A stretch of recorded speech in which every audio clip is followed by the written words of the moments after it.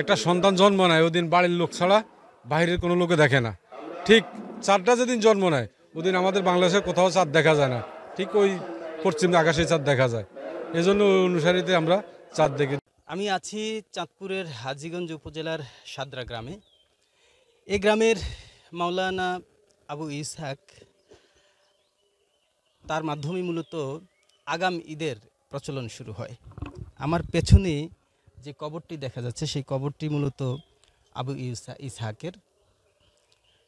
তিনি মূলত 1928 সালে প্রথম সৌদি আরবের সাথে অর্থাৎ চাঁদ দেখার উপর ভিত্তি করে প্রথম এই বিভিন্ন উৎসব, বিশেষ করে ঈদ, রোজা সহ বিভিন্ন কর্মকাণ্ড শুরু করেন।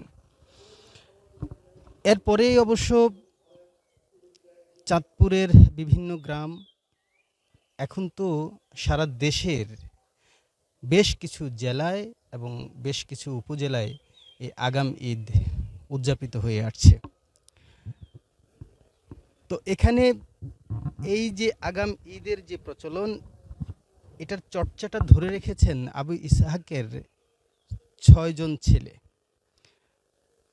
এখন এই গ্রামেই সাদরা দরবার শরীফের যে মাঠ, সেই মাঠেও প্রধান জামাত হয়। পাশাপাশি আবু ইসহাকের বড় পুত্র, তার ছেলে আরিফ চৌধুরী, তিনি সাদরা ফাজিল মাদ্রাসা মাঠে ঈদের জামাত করেন। অর্থাৎ দুটি প্রধান জামাত হয়ে থাকে এখানে। এবং এখানে যারা অনুসারী আছেন বিভিন্ন অঞ্চল থেকে, বিভিন্ন এলাকা থেকে তারা আসেন এবং এই আগাম ঈদ এর নামাজে শরীক হন, অংশগ্রহণ করেন। আমরা দেখি যে শুধুমাত্র চাঁদপুরেই আমরা ধারণা করি যে প্রায় 40টি গ্রাম এই আগাম ঈদ পালন করে থাকে। এর মধ্যে সমেশপুর আছে, অলিপুর, বলাখাল, মনিহার, প্রতাপপুর, বাসারা, ফরিদগঞ্জ উপজেলার লক্ষ্মীপুর, কামতা, গল্লাক, ভেলুচো, সোনাগাঁও, উভারামপুর, উত্তলি, মুন্সিরহাট, করৈতলি সহ আমরা কোচো উপজেলা এবং শাহরাস্তি মতলব উত্তর উপজেলাতেও দেখি যে এমন আগাম ঈদ উদযাপন করে থাকে কিছু, অর্থাৎ আংশিক মুসল্লিরা। তো প্রথম পর্যায়ে যখন এই আগাম ঈদ প্রচলনটা শুরু করেন, তখন কিন্তু অন্য মুসলমানরা বা যারা দেশের সাথে মিল রেখে ঈদ উদযাপন করে থাকে তারা বিষয়টি মানতে পারেনি। এবং এমনও হয়েছে এই এলাকাতে, অর্থাৎ এই সাদরা দরবার শরীফের আশেপাশের এলাকার মানুষের সাথে মতের মিল হয়নি এবং সে নিয়ে তখন কিন্তু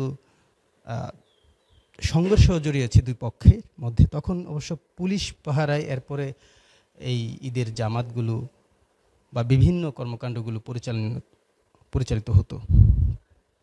তো আমরা দেখছি যে মাওলানা আবু ইসহাকের যারা উত্তরসূরি আছেন তারা যেমনি এই আগাম ঈদের প্রচলনের সম্প্রসারণ করে যাচ্ছেন, ধীরে ধীরে সেটা সারা দেশেই সম্প্রসারিত হচ্ছে। এবং এখানকার যারা এখন দায়িত্বশীল আছেন তারা বলছেন যে এই আগাম ঈদ এবং অন্যান্য যে কার্যক্রম আছে সেসব কার্যক্রমগুলো একইভাবে করবে এবং সারা দেশের মানুষও একসাথে ঈদ পালন করবে, এমনটাই প্রত্যাশা করছেন তারা।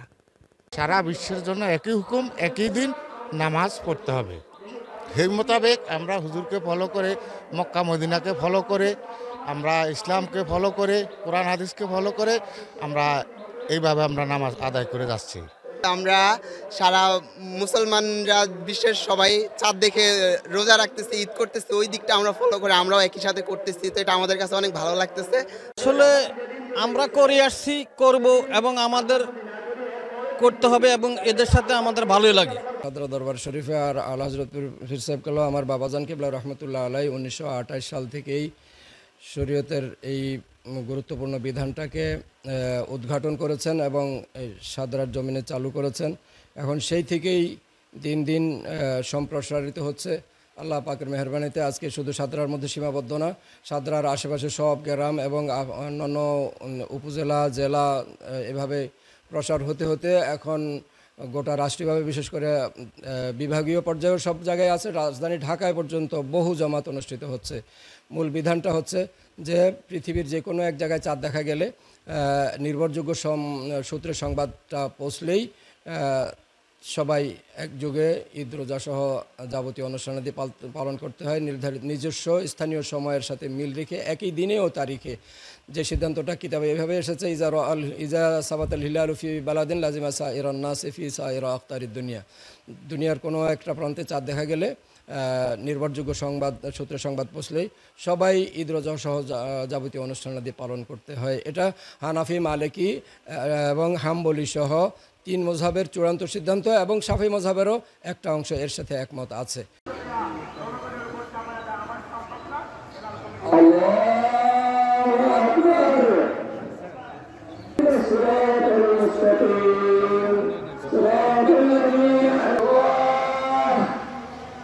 السلام عليكم ورحمة الله.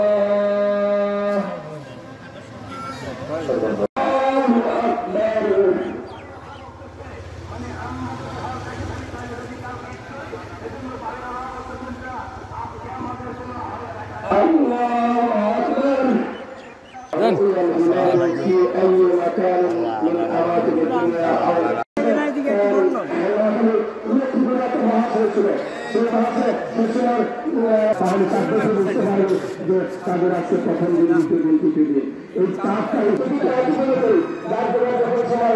মনের একটা সার্টিফিকেট আছে না, বাস আমাদের আনন্দ অনুভব হয় যে আমরা তো আমাদের রোজা শেষ, আমরা ঈদ করতে পারি।